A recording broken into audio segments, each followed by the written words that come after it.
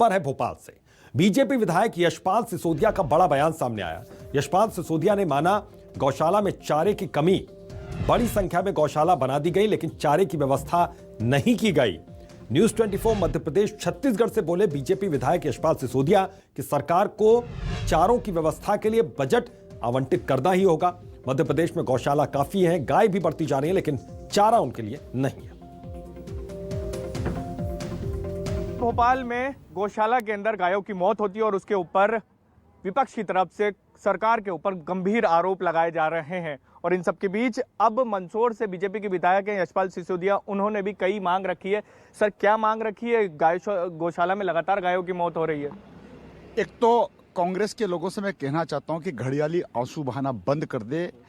गौ रक्षा के नाम पर कल तक गौ भक्षकों का साथ देने वाले लोगों का साथ देने वाली कांग्रेस आज यदि गायों की अकस्मात मृत्यु को लेकर के राजनीतिक रोटियां सेकने का प्रयास करे, मैं उनकी उस नीति को दिखाना चाहता हूं कि कल तक गायों का जो अपमान होता था या गाय जिस प्रकार से कटती थी उसके बारे में कभी कांग्रेस ने बोला नहीं। आज गौ भक्त बन रहे हैं। दूसरा, गौ अभ्यारण्य बनाने का भी काम यदि किसी ने किया है तो माननीय मुख्यमंत्री श्री शिवराज सिंह जी चौहान ने किया है। तीसरा, मनरेगा की राशि के अंतर्गत, भारत सरकार की राशियों के अंतर्गत प्रत्येक ग्राम पंचायतों में गौशालाएं का निर्माण हुआ है। कांग्रेस अपनी कॉलर को खड़ा न करे। जिस प्रकार से वृद्धा आश्रम होता है उसी प्रकार से गौ आश्रम हो गया है।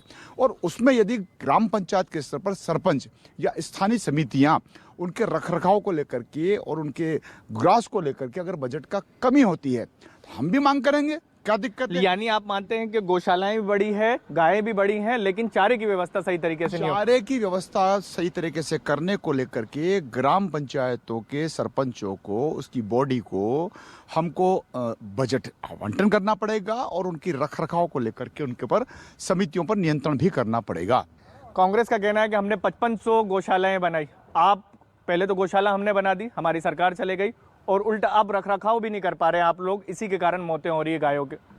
नहीं, गायों की बिल्डिंग बनाने मात्र का जो काम कांग्रेस ने किया था कमलनाथ जी की सरकार के समय में भी, मैं फिर कहना चाहता हूं कि पूरे के पूरी धनराशि 25 लाख, 27 लाख, 32 लाख, 35 लाख की राशि मनरेगा की राशि के अंतर्गत प्रदत्त हुई थी और उसमें भारत सरकार का बड़ा अंशदान था। तो गौशाला बना दी गई लेकिन चारे की व्यवस्था नहीं की गई। बीजेपी विधायक यशपाल सिसोदिया, इनको अभी आप सुन रहे थे, उन्होंने साफ तौर पर कहा कि हाँ, बड़ी संख्या में यहाँ पर गौशालाएं बनी हैं, गायों की संख्या बढ़ती जा रही है लेकिन उनके लिए चारे की व्यवस्था नहीं है। और कांग्रेस से नरेंद्र सलूजा हमारे साथ जुड़े हुए हैं। सर, आपका रिएक्शन मैं चाहूंगा क्योंकि गौशालाओं को लेकर बहुत सा विवाद छिड़ा यहाँ पर और सियासत भी तेजी से हो रही है, लेकिन इसका सॉल्यूशन क्या है, क्या लगता है आपको? देखिए, भाजपा के प्रवक्ता हैं, विधायक हैं यशपाल सिसोदिया, उन्होंने बिल्कुल ठीक कहा। उन्होंने सच्चाई को स्वीकारा कि कांग्रेस की सरकार के समय गौशाला बने, उसके लिए उन्हें साधुवाद देते हैं क्योंकि एक साहसिक स्वीकारोक्ति जिसको मुख्यमंत्री भी और पूरी भाजपा एक सिरे से खारिज करती है, उसको उन्होंने सच्चाई को स्वीकारा। दूसरी उनकी साहसिक स्वीकारोक्ति कि चारे की व्यवस्था नहीं है, उसके लिए भी उन्हें बधाई देता हूँ। आपकी जानकारी में ला दूं, कांग्रेस सरकार ने गौशालाएं नहीं बनाई थी, कांग्रेस सरकार ने चारे की राशि को 20 रुपए प्रतिदिन बढ़ाकर किया था एक गाय के लिए, जिसको भाजपा की सरकार आने के बाद खुद भाजपा की सरकार में हमारे विधायक जीतू पटवारी के प्रश्न के जवाब में भाजपा सरकार ने स्वीकारा कि उसने उस राशि को घटाकर 1 रुपया 60 पैसे प्रति गाय कर दिया था। अब आप देखिए 1 रुपया 60 पैसे में किस प्रकार गाय के भूसे का इंतजाम होगा, एक गाय कैसे पड़ेगी 1 रुपया 60 पैसे में। तो उन्होंने सच्चाई को स्वीकारा कि गाय के लिए भूसा नहीं है, जब भूसा नहीं होगा तो गौ माता की भूख प्यास से मौत होगी।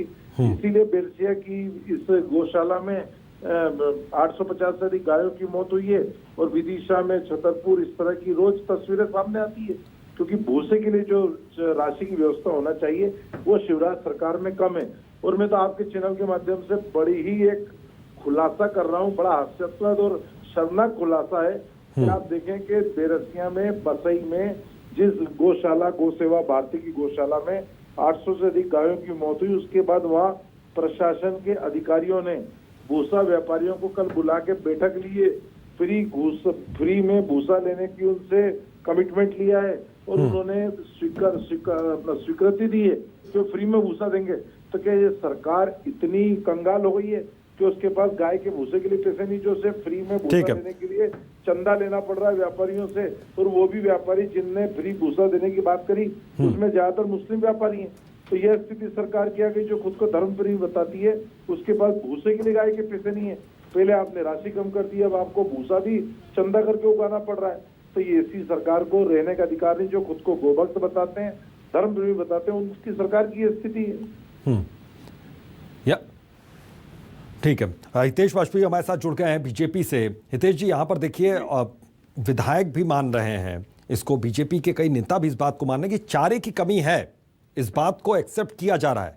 आपका रिएक्शन? ये बात है, हकीकत यही है सर? देखिए, जितनी भी ये गौशालाएं होती हैं, ये हाँ। गौशालाएं समाज के सहयोग से चलती है।